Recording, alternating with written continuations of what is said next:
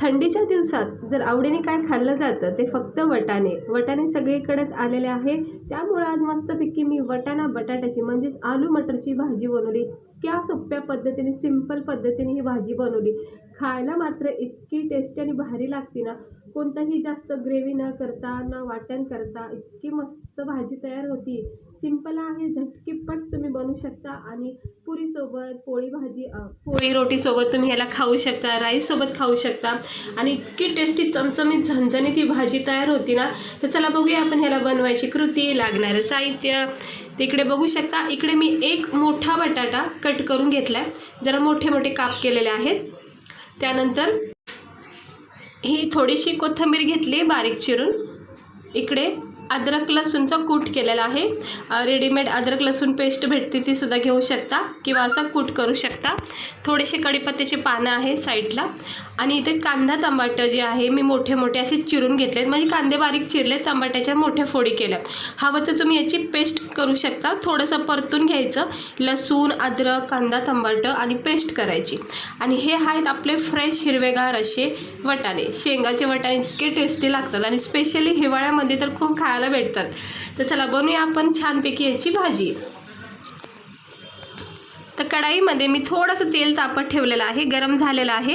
याच्यामध्ये आपण सुरुवातीला कढीपत्त्याचे पाने टाकायचे, त्यानंतर कांदा टमाटर जे मी मिक्स करून ठेवले कटिंग केलेलं आहे ते याच्यामध्ये टाकायचं का असतं। आणि सुरुवातीला अद्रक लसूणची पेस्ट टाकायची किंवा असा कूट टाकायचा 1 चमचा।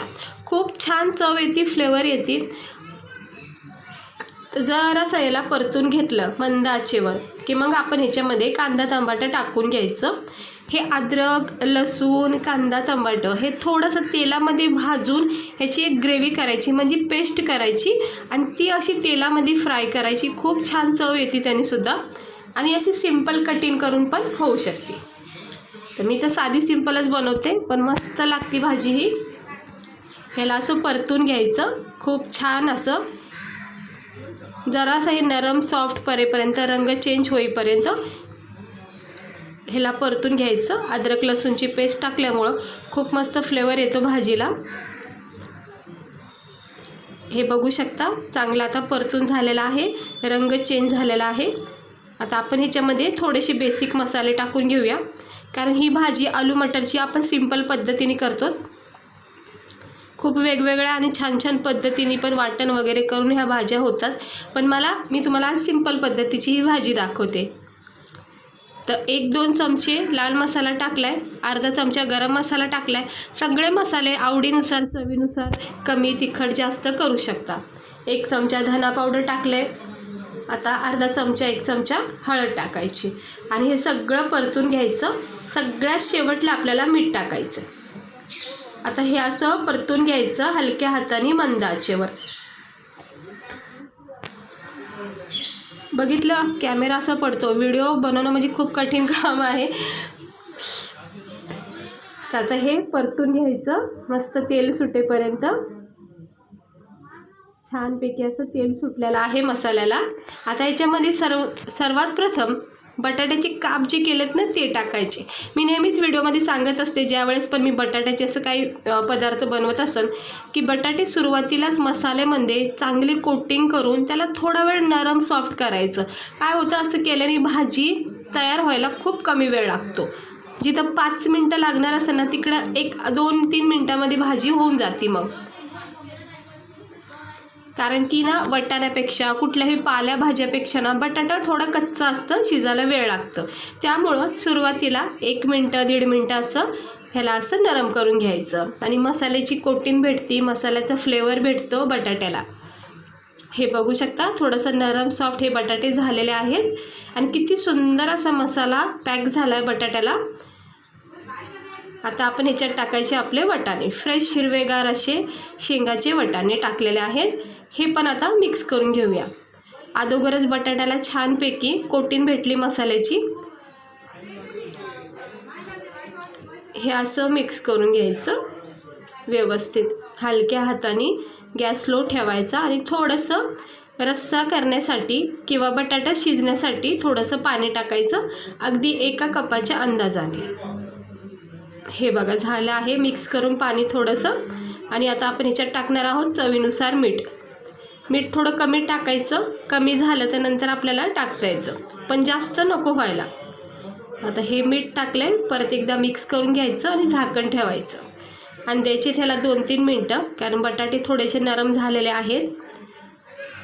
स्लो गॅस ठेवायचा, हाय फ्लेम नाही ठेवायची, स्लो गॅस ठेवायचा, अधूनमधून चेक करत राहायचं. आता थोडंसं चेक करूया. हे बघा उकळी फुटलेली आहे सुंदरपैकी आणि किती मस्त तरी आलेली आहे आपली आलू मटरच्या ग्रेव्हीला. परत एकदा झाकण ठेवायचं. पाहता क्षणी बघू शकता किती मस्त आपली भाजी ही तरीवाली तयार होत आहे. उकळी चालू झालेली आहे यायला. आता झाकण ठेवते आणि परत 1-1.5 मिनटं ठेवून द्यायचं आणि मग चेक करायचं. आता 1-1.5 मिनटं झालेला आहे, पाहू शकता मस्त परफेक्ट आपली ही आलू मटरची भाजी कुठलंही वाटण न करता तयार होत आहे. अगदी टेस्टी, चवदार, छानपैकी अशी भाजी तयार होत आहे. आता झाकण ठेवायचं आणि आता झालेली आहे आपली परफेक्ट भाजी 5 मिनटामध्ये तयार. हे बघा किती मस्त सुंदर रंग आलेला आहे. वाटाणे बटाटे अगदी नरम सॉफ्ट शिजलेले आहेत आणि पाहू शकता तुम्ही ह्याची ग्रेव्ही तरी किती मस्त वाटते. आणि जास्त काही पातळ आपण भाजी केलेली नाही आहे, अगदी नॉर्मल रस्सा ठेवलेला आहे. गरमागरम आलू मटरची ही भाजी तयार झालेली आहे खाण्यासाठी. गॅस बंद केला आहे. वरून कोथिंबीर टाकायची भरपूर सारी, मला तर खूप आवडती, तुम्ही कमी जास्त टाकू शकता. आता ही कोथिंबीर सगळी गरम भाजीमध्ये सेट होऊन जाते. गरम रस्सा असतानाच ही कोथिंबीर टाकून घ्यायची, काय होतं मग नरम पडून जाते आणि मग भाजी पण दिसायला आपली सुंदर वाटते. हे बघा किती सुंदर अशी आपली ही तरीवाली ग्रेव्हीबाज अशी ही आपली वाटाणा बटाट्याची भाजी तयार झाली आहे खाण्यासाठी. प्लेटमध्ये सर्व करून घेऊया. तर पाहू शकता थंडीच्या दिवसात असे वाटाण्याचे वेगवेगळे पदार्थ रेसिपी करून खायचे. सगळे व्हिडिओ मी तुम्हाला दाखवत राहीन. तर हे बघू शकता आपली भाजी झालेली आहे तयार. चमचमीत तरीबाज अशी ही नरम सॉफ्ट बटाटे झालेले आहेत. वाटाणे इतके छान शिजलेले आहेत, पाहू शकता. पाहता क्षणी तोंडाला पाणी सुटलेलं आहे. अगदी हॉटेलमध्ये भेटती बघा किंवा लग्न समारंभामध्ये दिसायला असती बघा, तशीच भाजी तयार झाली आहे. ह्याला ना तुम्ही गरमागरम पुरीसोबत खाताना तर खरंच काय बात आहे, मस्तच वाटते. आणि दुसरी गोष्ट पोळ्यासोबत, भाकरीसोबत किंवा आपल्या राईससोबत याला खाऊ शकता. तर कशी वाटली तुम्हाला आपली ही रेसिपी? हे बघा मला तर राहत नाही, एक बाईट्स घेऊन बघते. एकदम परफेक्ट झाली आहे, मस्त चव लागली. खाता क्षणी बटाटा इतका सॉफ्ट आणि वाटाणा इतका नरम झालेला आहे आणि चव मात्र इतकी मस्त वाटते. तर नक्की ट्राय करा तुम्ही, आवडीने खातात, सगळेजण तारीफ करतात. सिंपल पद्धतीची आहे, काही जास्त कुटाणा नाही करायचा, कुठलं वाटण नाही बनवायचं, काही नाही, अगदी सिंपल पद्धतीने पण मस्तच लागते भाजी. ट्राय नक्की करा. तर मला तर राहत नाही, आता मी ही भाजी फिनिश करून घेणार आहे. गरमागरम तयार झालेली आहे खाण्यासाठी. तुम्ही पण नक्की ट्राय करा. आवडली असेल तर लाईक करा, चॅनलला सबस्क्राईबर करा अशाच वेगवेगळ्या सोप्या पद्धतीच्या रेसिपी बघण्यासाठी.